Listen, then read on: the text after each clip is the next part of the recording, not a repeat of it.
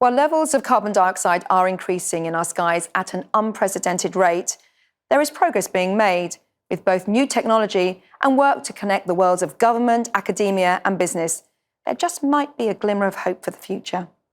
We all know the destination, net zero emissions by the middle of this century. But how do we get there? What's our journey and who's guiding us?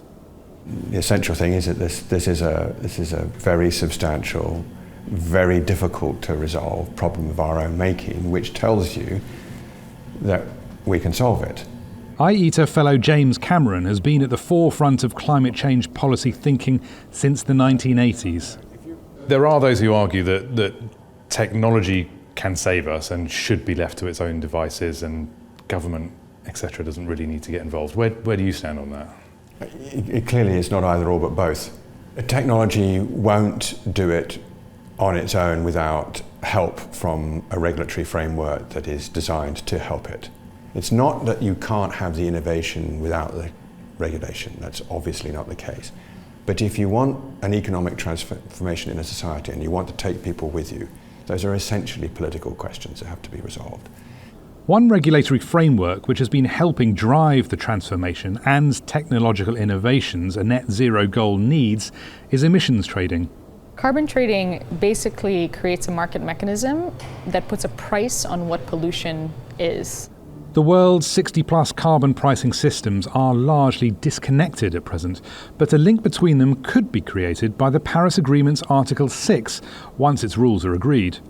That's what we're hoping for in COP26. If they did, that would be such a game changer in unlocking finance towards those projects that have high integrity, that can really reduce emissions in a much quicker rate. There have been notable successes on the road to net zero, the rapid uptake and falling cost of renewable energy technologies being one.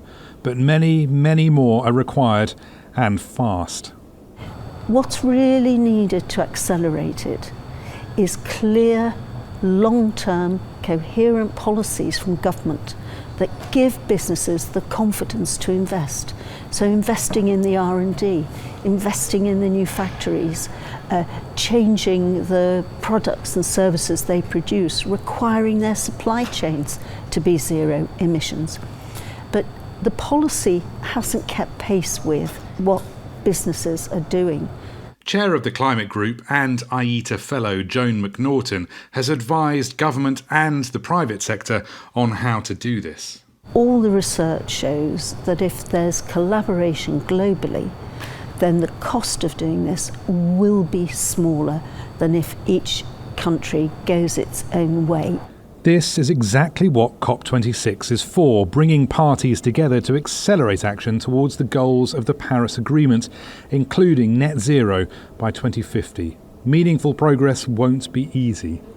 It's not surprising that it's hard, but it's also not good enough to resign yourself to it being so hard. A key measure of success would be a functional international framework for trading in greenhouse gas emission reductions, which would help the move to net zero go faster and be cheaper.